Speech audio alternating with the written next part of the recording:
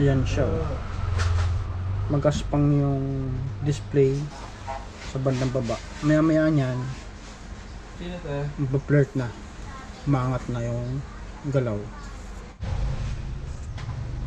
Ganyan siya guys, oh. Yan. Pag tumagal ganon, pero pag unang bukas pa lang, dito lang banda.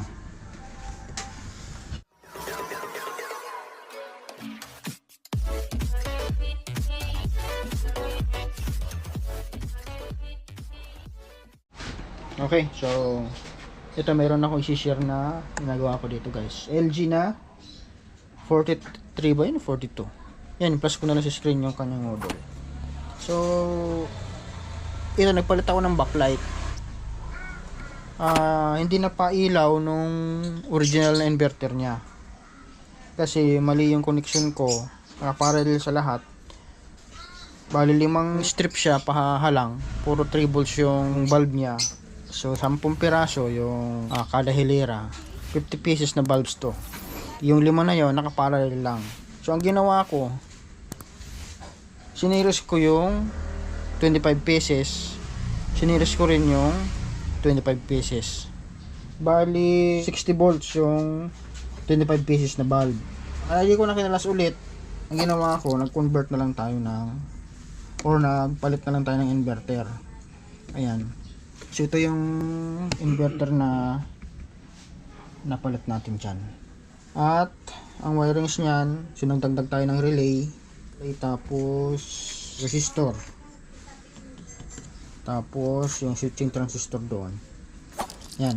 Yung nagtitrigger sa relay na transistor, so kumuha tayo ng supply doon sa dito sa 12 volts. Gumamit tayo ng switching transistor na 1815 NPN, tapos yung collector nun kinonect natin dun sa kabilang coil ng relay. Yung supply naman 12 volts dun sa kabila. Yan. Tapos base terminal ng transistor kinonect natin dun sa input ng Ticon board. So series tayo ng 4.7 ohms lang na resistor. Yan. Tapos siyempre yung switch ng relay pinadaan natin dun sa isang side ng 220 na input sa papuntang inverter natin maliit. Yan, yung isa lang naman yung pinadaan natin, kulay brown. Ayan, pinadaan natin sa switch. Yung blue dire-diretso lang punta dun sa input ng inverter. Tapos yung output syempre ng inverter, ayan na. Yan, yung bali yung dalawang terminal ng backlight 60 plus 60 is 120. Ay hindi pala, 60 volts pala kasi nakaparallel. 60 volts lang, bali dalawa. Yan. So kayang-kaya naman nito, na-inobserbahan ko na kayang-kaya naman yung ganyang kaliit na power supply galing sa mga bombilya nating sira. Kapag nag-on yung mainboard natin, siyempre magkakasupply ng dito na 12 volts. Saka naman mag-on yung relay natin. Yan, saka pa siya magkakasupply puntang inverter na maliit na yon. Yan, so testing natin. Gumagana na to, kaya lang mayroon pa tayong isang issue o mayroon pa tayong isang problema na isosolve. Yan, tingnan natin.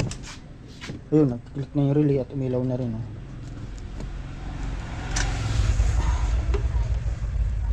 So ito, yan guys. Oh. So yan, pansin nyo yan. May mga hairline sa banda baba. So bali, nagpa-flirt yan. Nagpa-flirt. Tapos kakalat yan siya. Pag medyo minute, kakalat. Yan. So magiging flickering ng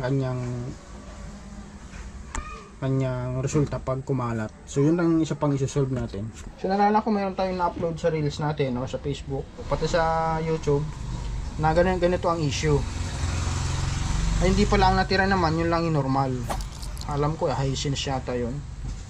Ang normal sa kanya yung bandang baba lang. So ito baliktad naman. Abnormal naman yung bandang baba. Ang normal yung bandang taas. Yan. Pero ganun pa rin, parehas lang sila nagpa-flirt. Alamin natin kung saan bandang side yung issue niyan, left ba or right. Sa may LCD. Tapos yan, babypass siguro tayo na mga klaseng signal niyan. Yan. Okay? So i-share na lang natin mamaya or alaman na natin mamaya kung ano yung magagawa natin dyan. Yan.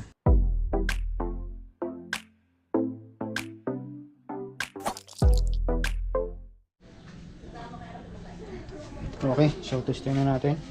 So yan, hinang ko muna yung LC1 at LC2. Yan, i-plug in natin. Tignan natin kung anong resulta. Yun, green yun.